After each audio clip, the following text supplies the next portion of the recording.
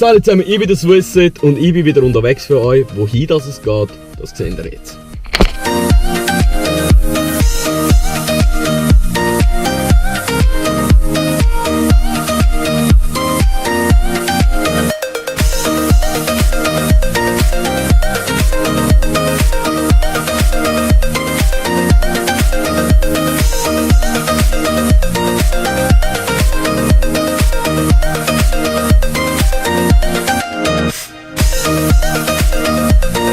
So, wie es einige wahrscheinlich von euch herausgefunden haben, ich bin in Luzern im Verkehrshaus, um genau zu sein, beim Media World Day von Red Bull. Wir haben vor einiger Zeit ein Video hochgeladen, Struct-D, wo wir euch die App vorgestellt haben, wo wir euch aufgerufen haben, um am Contest mitmachen.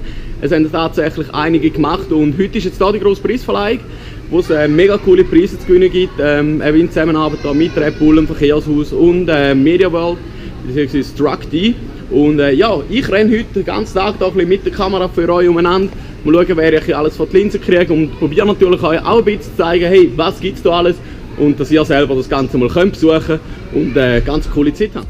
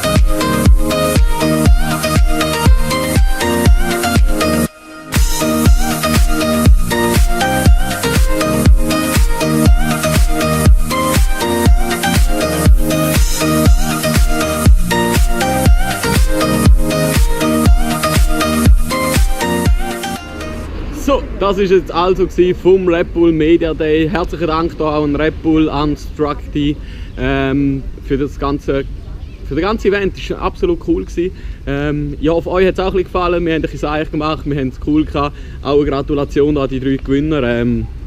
Wahnsinnsspiele zum Teil da rausgekommen. Vor allem das eine ist wirklich mega genial. Das, was jetzt auch als eigene App wird rauskommen.